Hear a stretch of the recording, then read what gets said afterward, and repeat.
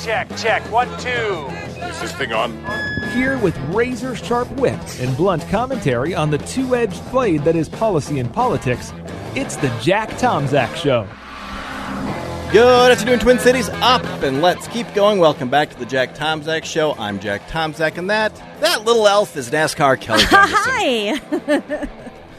All right, joining us in studio, State Representative Walter Hudson. How's it going, guys? Going Good to well. be here. Thanks for coming down here all the way from St. Michael, Albertville. Yeah. I think it's a haul for me to come here from Lino Lakes. So it's about 40 minutes.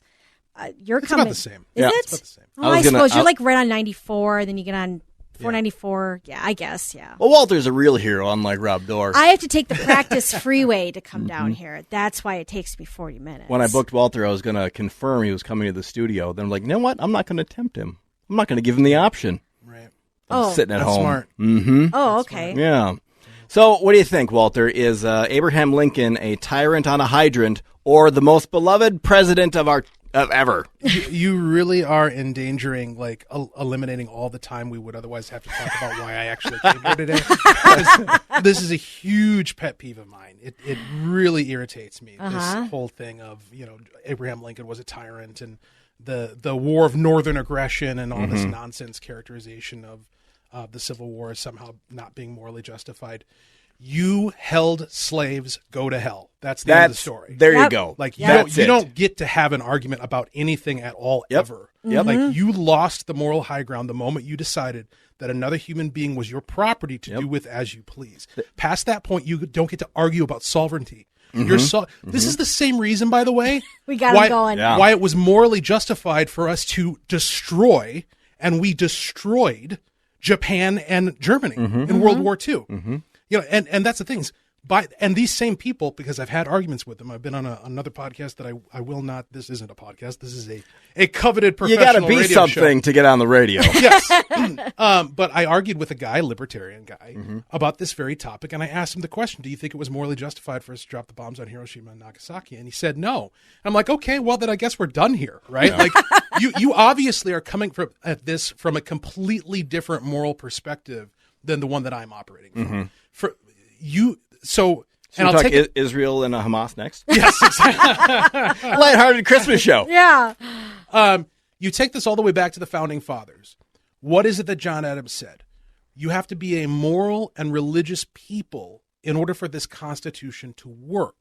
What that means is that another way of saying that is you don't get to be free.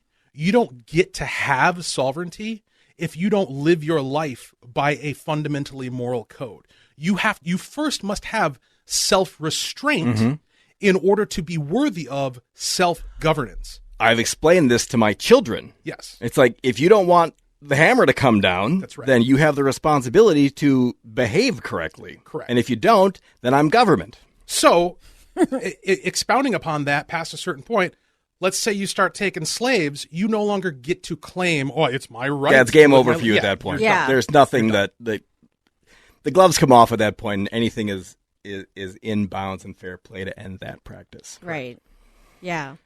Yeah. So I tried to restrain myself there. We could move on. That was good. No, that's the but Walter we all know and love. Come back some other time. We'll talk more about it. Yeah. Yeah, bring in a libertarian for me to argue with on that point. Oh, there's a show idea. And it's apart from them being wrong, it's also just a dumb It's trying to be public cute. face. It's trying to be cute. It's trying to be like, cute stop and it. clever. Why won't anybody vote for us? We Yeah. hate Abraham Lincoln. Right. That's Well, why. there you go. All right. Oh, we don't put up candidates. That's the other thing. So Sorry. let's talk Elk River School Board and school board member, Osseo school board member Tanya Prince made me aware of this, and she listened to you.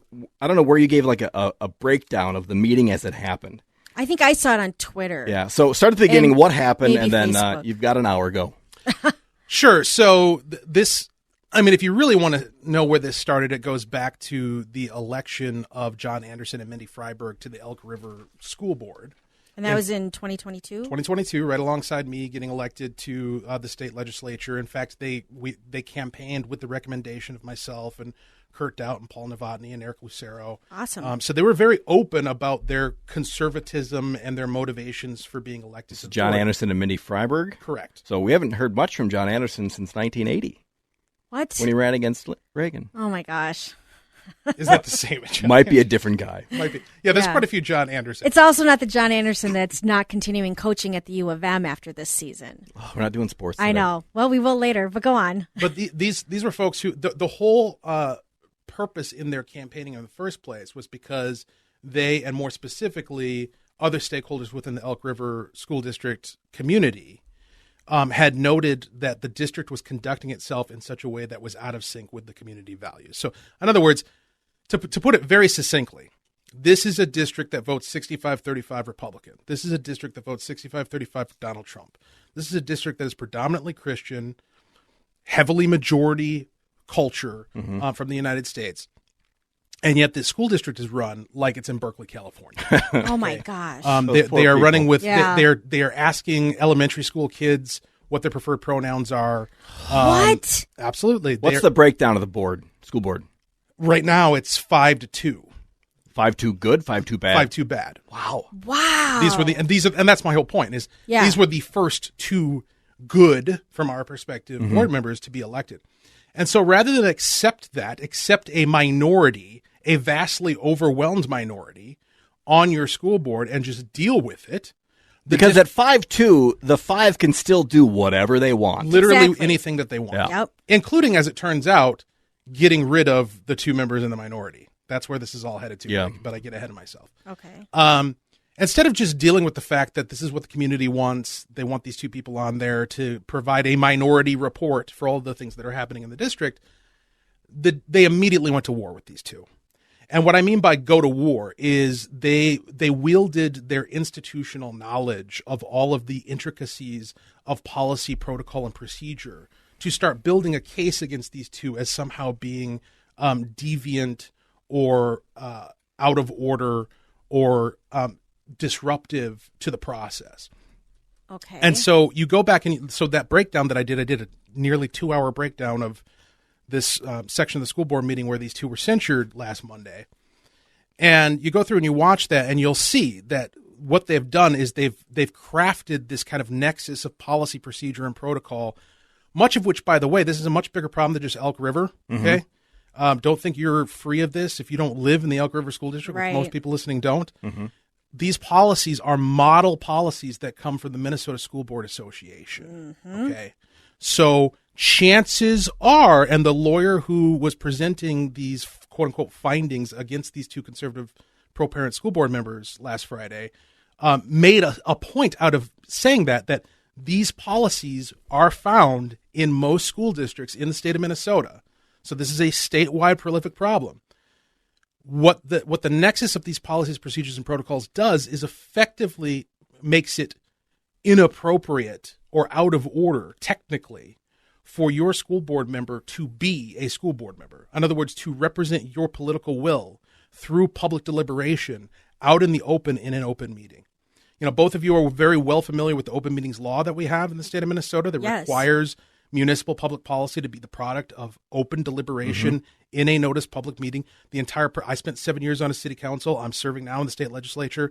The entire purpose of public deliberation is so that the light of day can be shown upon both what is being proposed, the justification for its proposal, the arguments against it, and that you can get that kind of minority report. You know, I serve in the minority on the House of Representatives. Hours and hours and hours and hours were spent on the House floor and in committee, much to the chagrin of the governing majority, of us making the case as to why each and everything they were doing was ridiculous and wrong for the state and taking us in the wrong direction.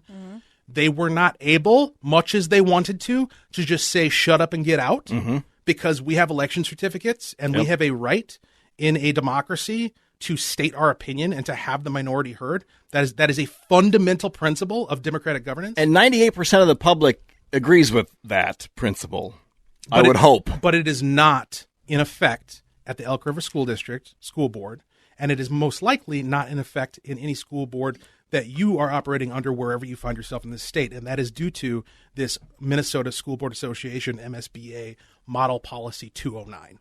What Model Policy 209 does is it lays out several provisions. I'll give you an example. So one of the findings against John Anderson and Mindy Freiberg from the Elk River School Board was that they, on more than one occasion, would ask questions you found that right, ask questions during a school board meeting that had not been previously submitted to the superintendent 3 days prior, more than 3 days prior to the school board taking place. Were the questions directed at the superintendent? They're just questions about policy. But that's who they were asking them to, right? Like, does every question have to go past the super, or just questions for the super have to be 3 days in advance? Questions about policy are expected to be submitted to the superintendent by noon on a Friday. So school board meetings are at 6 o'clock on a Monday. So we're talking about more than 3 full days. Okay. The rationale provided for that is that we don't want staff. The overriding theme to all of this is that it's all about the comfort, convenience, and deference to staff. So we don't want the staff to have to answer a question that comes out of the blue. That was literally a phrase that was used by this lawyer at the school board meeting where they were censured. We don't want the staff to have to contend with something that they weren't expecting. The rest of us adults have to deal with that every day. Yeah. Yes. Every day, every single day. Well, and more to the point, what is the effect of that? Like, how are we supposed to have, going back to what the purpose of public deliberation is in governing processes, what is the effect of requiring people to think of, conceive, and present their questions more than 3 days in advance of a notice public meeting?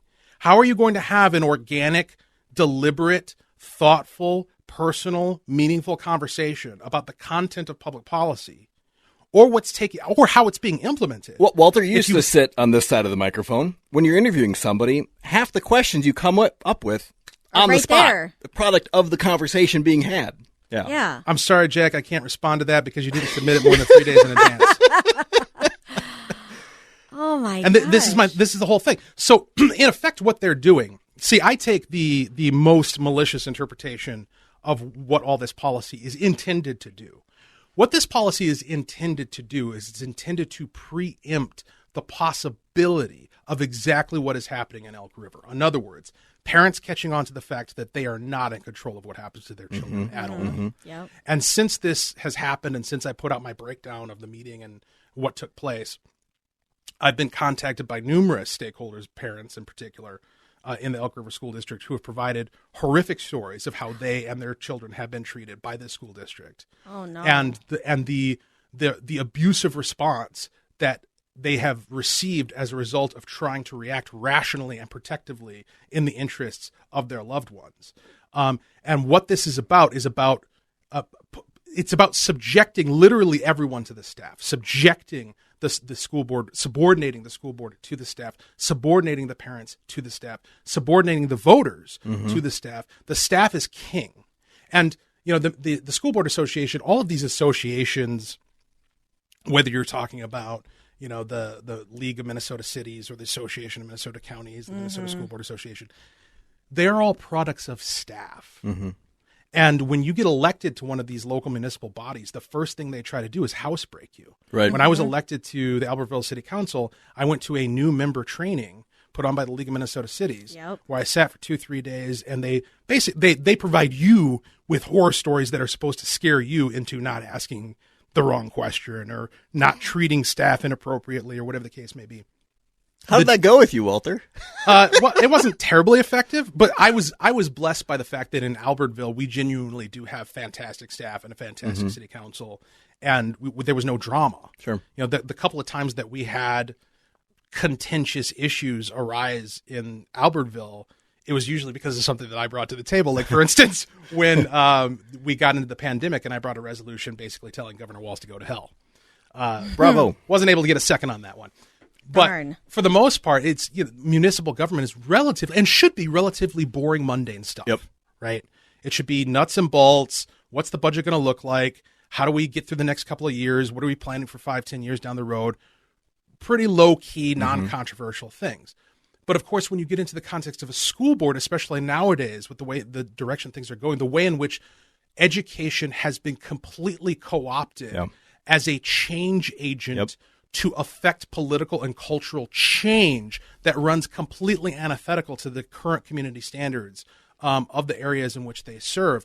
That's what you're looking at here. You're looking at a situation where the intention by these kind of academic elites is to impose their view of not only how things are, but how you shall be and what kind of people your children will become and what they're going to believe and what their values are going to be. That's all being imposed from the top down, very systematically, very intentionally. And the purpose of this nexus of policy, protocol, and procedure that's in effect, certainly in Elk River, but most likely through a lot of the school districts in Minnesota, is meant to prevent you from being able to effectively respond to that. So they throw all these roadblocks and hurdles in your way in order so that you can so it can be claimed that you're running afoul of some policy, protocol, or procedure. They can basically character assassinate you and treat you as though there's something wrong with you and you're the real problem here, not the fact that they're asking your kindergartner whether they want to be called he, she, they, or them. I will pick this up on the other side of the break, talking with State Representative Walter Hudson. You're listening to the Jack Tomczak Show on AM 1280 The Patriot.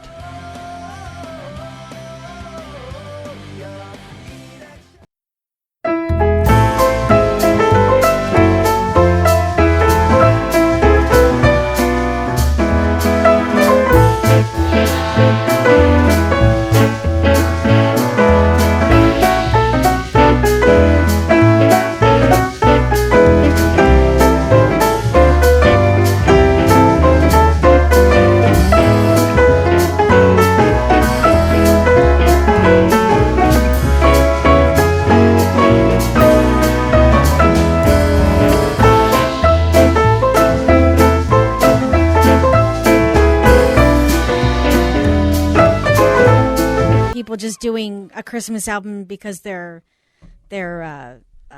agent told them to do Get it. bent, Wham. Or their I like that song. No. All right. Anyway. Let's continue with our lighthearted Christmas show. Yeah, let's get back into school boards and how Talking ridiculous they are. The Elk River School Board, which has censured two of its members. It's a 5-2.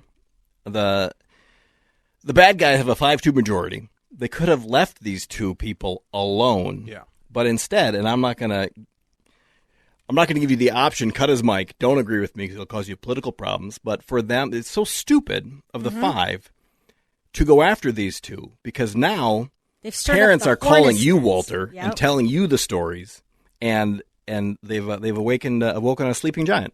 Idiots.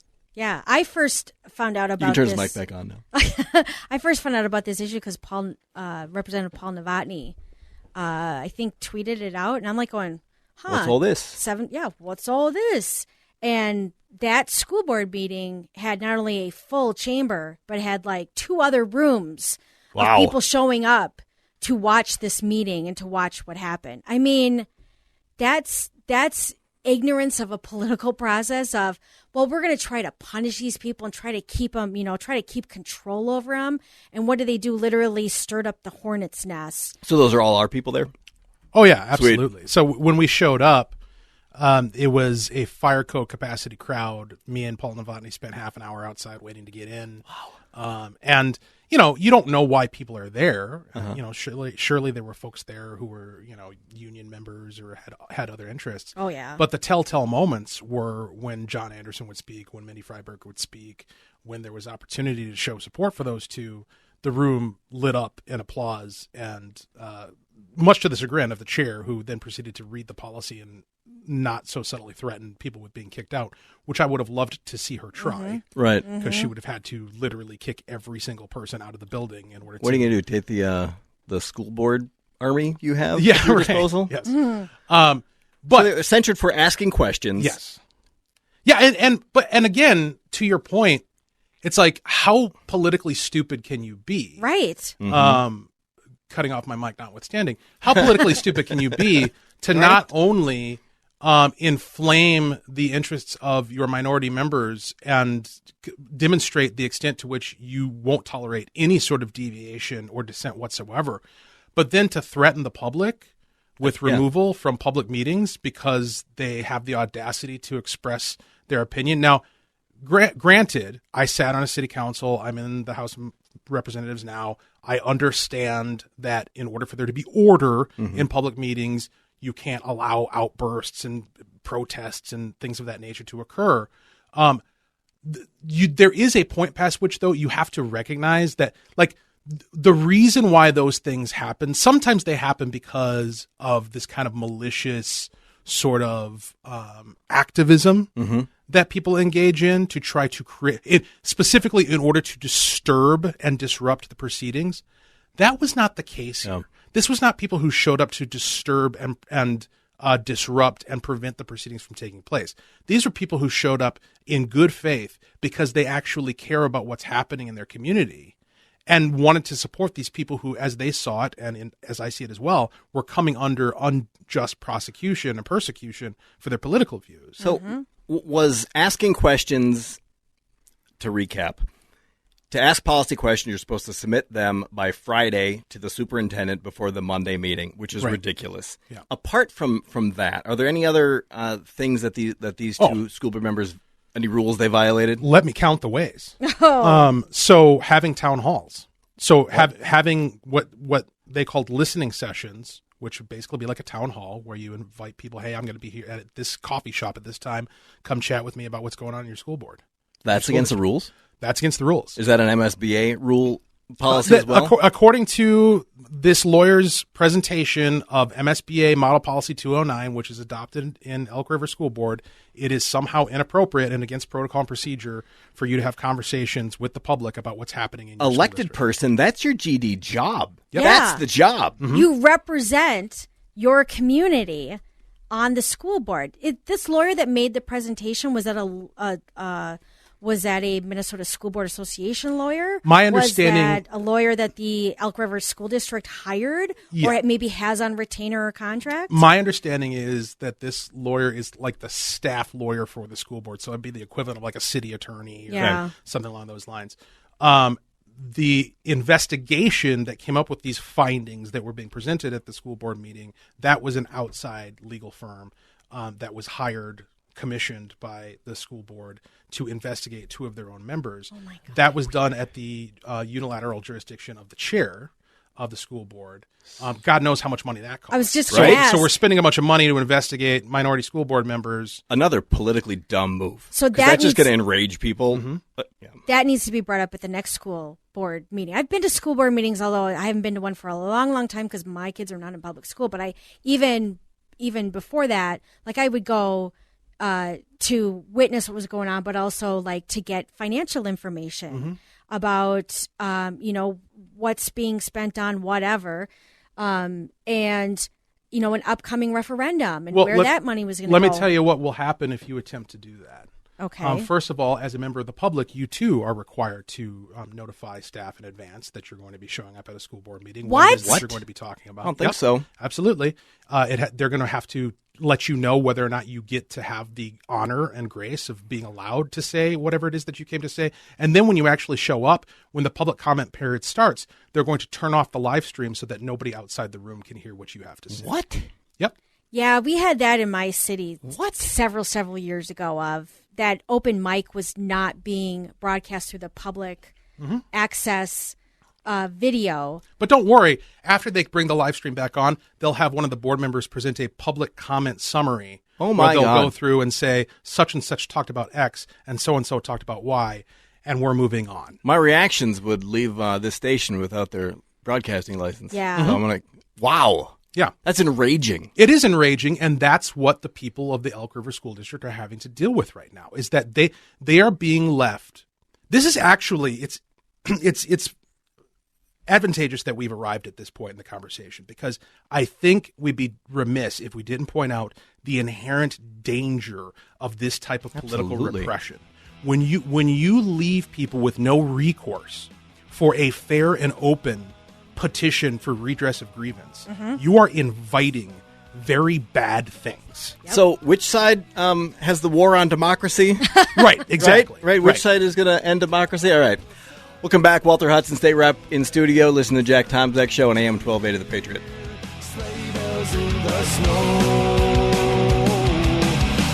Conversation. Right. And now it is 5-2. When was this election that got the 2022. 2? Okay, so it's very recent. A year ago. So the 7 used to run everything, and then now it's 5 running everything, and they've decided to nitpick and censured 2 of the good members.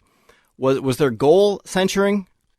Was that where they? Was that they want? I think their ultimate goal is to remove these school board members. These people are elected. Can they do that? Yes, they can. What? This has been another one of the fantastic discoveries of this process: is that a school board can just give them the George Santos treatment. Absolutely, They could just decide that what the voters wanted is irrelevant and just oust their members. And it's very clear to me. God. It's very clear to me that this whole process, that early on in their tenure, it was decided that the case was going to be built to get rid of them. And the only reason why they censured this time around, as opposed to just going straight for removal, is so that they can have a legally defensible paper trail. Sure. To say, well, we did this, we did that, we gave them an opportunity to improve. They didn't change. Correct. Right. They kept asking questions and holding town halls and wanting to know what's going on in the school district. And yeah, that's exactly Listening to their constituents and talking to parents. So I think maybe there are reasons to remove an elected person. Maybe this ain't it. No. And what happens if they get removed? The board gets to choose who fills their seat, correct. Right? Yeah, absolutely. Which is right. You want to talk about democracy dying? Yep. Yeah, that's it. Yet, if you want to remove, say, and I'm not talking about you, Walter, because you need to stay there, but unless you want to run for higher office, recall a state legislator, it's a deal. Yeah, to recall any other elected official in this state is nearly impossible. Mm-hmm. Well, and let me give you, because we've only listed like a couple of the things that they brought against them as reasons for why they want to oust them. What's truly going on here is so deeply insidious, malevolent, and I think evil in terms of the character assassination that they're engaging in. So what both John Anderson and Mindy Freiberg have been accused of kind of like the underlying, like setting the tone of these are just bad people who shouldn't even be on the school board, is characterizing them both as showing up to meetings, quote, unprepared. And when they go into the detail of what they mean by unprepared, it's things like that requirement to provide questions more than 3 days in advance of a meeting. So if John Anderson shows up to a school board meeting with a question that he didn't previously submit to the superintendent by noon the previous Friday, that is an indication that he is unprepared for the meeting. Because if he was prepared, he would have submitted his question by the deadline. Another example would be... Wait a second. When did they get their packet? I don't know. Okay. Yeah. I know when I was on city council, we got our packets on Thursday. So you'd be talking about less than 24 hours. Right. If that. That's what I would bet. I bet you, and we'll verify this, but I would bet you they get their packet of information, what was going to be talked about in the meeting on Thursday. Right. And then by noon on Friday, yes, they got to have their questions all figured out. Correct. That's insane. And another thing that they would characterize as being, quote, unprepared for a meeting is, so John Anderson... He would, and the lawyer admitted this in his presentation of findings, he would read through all the materials like you do, but then he would have his own unique in-depth process of going through with like a highlighter and a red pen and having questions and figuring out details. Wait, this school board member is taking his responsibilities seriously? Correctly. And because he would only get about halfway through his packet by Friday night of doing that, they represent that as being unprepared. Are you kidding? He's the most prepared guy in the room. So in other words, no joke. If you did absolutely nothing as a school board member, okay, you didn't read your packet, you didn't look at it, and all you did was show up to your school board meeting, smile, nod, and vote yes, you would be regarded as prepared under this policy. Wow. What'd they do with words in 1984? Flipped around the meeting of all of them. Go ahead. I get a question. School boards do the contracts for teachers, right? So that school district, so the Elk River School District, say, like, okay, school districts usually have a local chapter of either Education Minnesota or Minnesota Teachers Federation or whatever. They've got their own like chapter with leaders in their school district. I'm just kind of looking through and I caught something on Twitter from the Elk River Education Association, which is the union, the staff union, teachers union. And it says that Elk River teachers on December 15th are 168 days without a renewed contract. Isn't that the job of the school board is to negotiate and get a contract for the teachers, negotiate with the union. So why is this taking precedent over something their job? Their school, the school board should be doing? Correct me if I'm wrong. I don't know. Yeah. But certainly your underlying point that this discussion takes place at the opportunity cost of dealing with issues that are obviously of greater importance to not only the school district as such, but to all the stakeholders. Mm-hmm. Like I said, I've heard multiple stories. Look, one issue that kind of breaks the traditional divide, the traditional political divide, is safety. And what I mean by safety is, as either a student or a parent of a student or a teacher, being able to enter the school grounds and go about your daily business without fear of being assaulted by another student or assaulted by another person.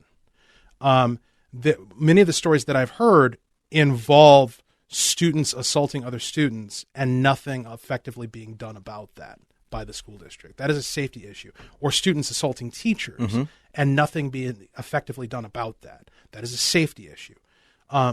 That's something that they could be spending their time navigating and investigating and presenting findings about. But instead, they're focused on getting rid of their two political minority members. What's the rationale for not allowing school board members to meet and talk with their constituents? Is it that, or is it the town hall format, or the cup of coffee format? Like, what's the problem? What they would tell you, and what was presented at the school board meeting, is that you, as an individual school board member, may not properly act as the board and speak on the board's behalf. Right? You are not the board. You are part of the board. Now, that, of course, is utterly and completely absurd. When I go and speak to my constituents, they are not in any way confused as to whether or not they are addressing the entirety of the House of Representatives. Right. Okay. As a member of the House of Representatives, obviously I am speaking on my own behalf, and you're engaging with me as a member. The same is obviously true of school board members. This is a distinction that nobody needs clarified for them. Right. And they are leveraging the technicality of that in order to prevent political discourse. If you cannot talk to your constituents, what is your job as a school board member? Your job as a school board, and that was laid out very clearly as well, and it's in this policy 209. Which I can't access because it's behind not a paywall, but you can't go through the MSBA and see it. You got to get it elsewhere, I guess. Your job as a school board member is to support the school district, to support the decisions made by the school board, and to support the superintendent. You are a cheerleader. That's your job. I don't think that's the job. No. According to Policy 209, it is. According to Policy 209, let's say there's a contentious issue that comes before the school board. Like, for instance, asking kindergartners what their preferred pronoun is. It's so ridiculous. I know. Once the school board makes its decision, you are required to support that decision, which means you are not to go out into the public and continue to express your disapproval of that policy or to articulate why you voted no. One of the things that Mindy Freiberg in particular was charged with is disclosing during a meeting why she was voting no. You're not supposed to do that because you're not supporting the school board by having a dissertation regarding why you voted no. It'd be like if it was against the law, lose my mind, for the Supreme Court justices to have a dissenting opinion put on file, so that posterity can never go back and look at what the minority thought about a given situation. Is there something about school board that makes it different? Because like in the conversations I've had with some school board people, I would school board like I would be a politician for anything else. Yeah. Say what you believe, talk City to people, council. like organize. That's what like these two are doing. That's what these two are doing, and that's why they've been censured.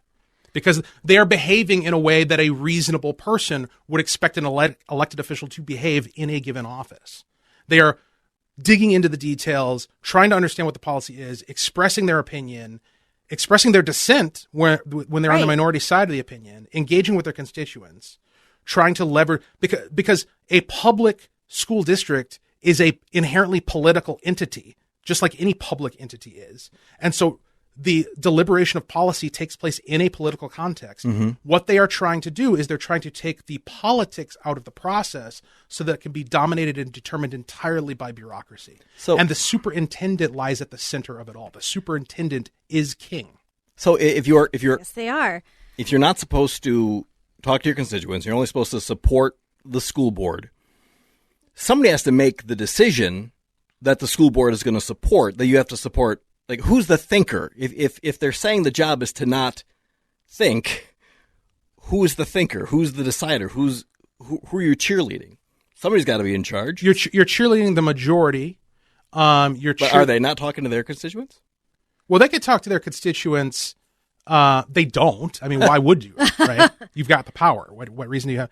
But I think what they would say is that we talk to our constituents at the school board meetings. Like, why do you need to go out and have listening sessions? We have noticed public open meetings to know more. Well, but we don't want to rock the boat. We don't want to put. We don't want dissent in the public meeting. We don't want there to be staff having to answer uncomfortable questions or anything like that. And by the way, if you pipe up and say something, you're out of order and you're in violation of policy, and we could have you removed. The sheriff is outside. Don't feel intimidated or anything. Right. But, Well, that I was looking at that Elk River Education Association Twitter account. That's what that was from. Yeah. Okay. December 11th, they put out a tweet saying 164 days without a renewed contract. Let's show the school board who we are. Stand up, show up, pack the school board meeting Monday, December 11th, which is before the meeting that was packed. I think that might actually have been the same meeting because there were a lot of school board or a lot of teachers, people in union T-shirts and what have you at this meeting. Yeah. They were just greatly outnumbered by everyone else. Yeah, so they. But I bet you talk to those individual members and they're going to agree with us. Maybe. How could you not? Maybe. How could you not? But I mean, this is the thing. Look at how they are in the open with no shame or hesitation treating the minority of elected officials on their own school board. Yeah. How do you think they regard you? Yeah, what do they think of you? Like, what chance does a teacher have who has a minority opinion, a dissenting opinion? Exactly. Right? Zero. Right. None. They're telling fathers to look the other way as their sons are beaten so hard that they go into a concussion and have their eyes bulging out of their head. You think they care what you think about gender ideology? Not at all. Goodness. Oh, Okay. my. Who's after me? We're taking their time. We're just going to keep going until we fix this. You're listening to the Jack Tomczak Show on AM1280 The Patriot.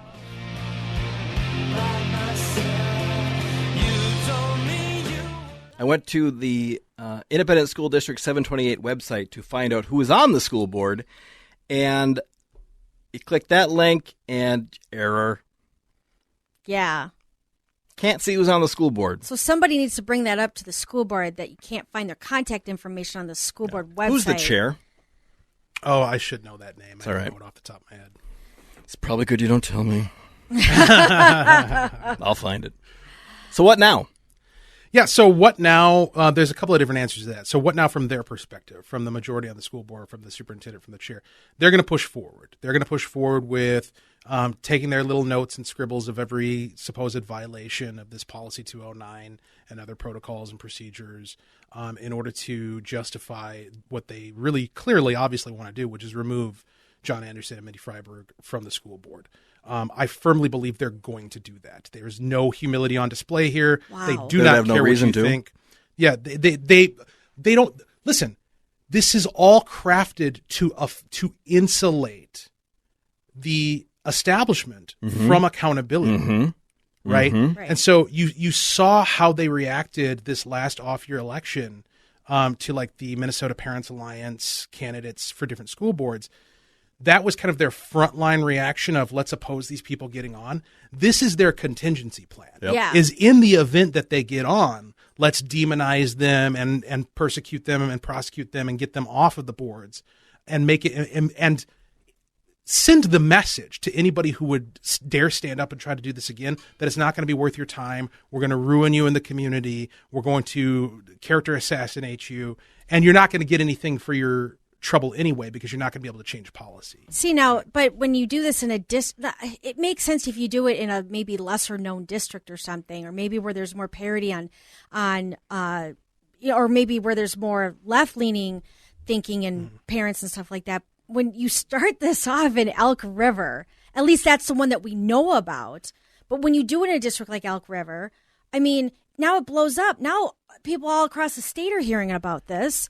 And I wonder what Minnesota education leader, what's her name? Denise, what's her name? She has me blocked on Twitter and along with everybody else. from their perspective, who cares? What are you going to do about it? What are you going to do about it? You're going to elect us out? You're going to vote us out? Yeah. We've got the teachers union. You don't. Yeah. We've got millions of dollars. You don't. So we can. But in Elk River, where it's 65-35, you've got a much better chance of getting parents together and go, all right, who's running? Yeah. Yeah, so, but they've set all these rules to keep to insulate that political backlash from having any effect. So if they kick these two off and they appoint two more members, do they fill out that term or are they up at the next general? I don't know the answer to that question, Yeah, but my either. expectation would be that they fill out the term that they're appointed to. So there are 9 people on the board. Yeah. 3 people are probably up every 2 years. Yeah. So the best we could do 7 on the board. It's 5-2. 5-2, 7 on the board. So what would that be? 2 are up every 2 years? So let me get ahead of where you're driving. They could keep doing this. That's exactly right. Keep doing this. That's exactly right, and that is by design. That is the intention: is to keep their fiefdom under their control. That is why That is why they are coming at you with the attitude that they have. That is why they are treating you like you don't matter, and they don't have to listen to you because you don't, and they don't. That's why. So I'm being told that Elk River is not actually following state statute 123B 09 Board of Independent School Districts. I have not. It's long. I've not read it, but find it, read it, and I'll come back more prepared next time, maybe with a school board member. Yeah. They could kick people off, the 2 people off, fill it with whoever they want. If 2 good guys win the next election, they do it again. Yeah. They do it again, and they do it again. What that suggests, and I have no trouble just putting this out there because even with this strategy exposed, there's nothing they can do about it if it's effective in the way that I describe. What this suggests is a strategy of very patient, precise action where you elect good people with the intention of them sitting on their hands and doing nothing. Until you can elect more good people. Until you get past the point where you have a majority, and then you wreck the joint. You gut the policies. You fire everyone. That is the right start answer. moving around them. That is the right answer. That is the right answer. That is not what my gut reaction was, but that is the right answer. That's the electoral strategy. Yep. But that's why I was talking about. I mean, now aren't there Elk River parents now trying to get ready for next year's election? I have no doubt. Yeah, and that's the remedy that I see. I don't know if there's any. Well, other. I mean, and that's the thing. You need to get a very particular kind of person, somebody who has the passion and the conviction of a John Anderson and a Mindy Freiberg, but who has the patience. Yes. To just sit there and take it. Well, if they get tossed, they can run, right? They can run again. I don't know. I would think so. This is all new to all of us. But the problem you articulated earlier is that they keep kicking the can down the road. If they keep removing people, then you're never going to get to your majority that you need in order to actually do anything. So what you need to do is you need to get people elected who are going to be the best behaved by their definition. Yep. Wait them out. Yep. Wait them out. Show up. Organize and vote yes on everything. Never ask a question. Don't do anything. Don't give them a reason. Don't give them a reason until you get your majority, and then you just wreck the joint. I wonder if they were to get removed, I wonder if there's a legal recourse of going after the Minnesota School Board Association for setting up this ridiculous policy that seems to be unconstitutional and against state statute from what you're just saying, the 123B. That's where the second approach is, which is legislative, and then the third is judicial. There needs to be litigation. Yep. I believe there needs to be a class action lawsuit involving where the category is literally every tax-paying resident in the Elk River School District because they are being denied their civil rights to effective political representation. Okay, here's how they prevent John and Mindy from running again. They'll wait till after the filing date, then they'll kick them off. So then they can't run this next time. So you got to find 2 or more. I don't know how it works. Good people. This is nuts. Yes. We have to keep talking about this, Jack. We have to, and there are people who are doing far more work on this than we are, but we will do our part and keep talking about it. Yeah. Thanks, Walter. Yep. Yeah, thanks, Walter. Man. Merry Christmas to your family and your boys, and yeah, Merry Christmas. Happy New Year. We got 6 months till filing. Let's go. You go up to Elk River tonight, Kelly? Not tonight, no. Cause some trouble? Not tonight, no. Madness. But thank you. Merry Christmas, everybody.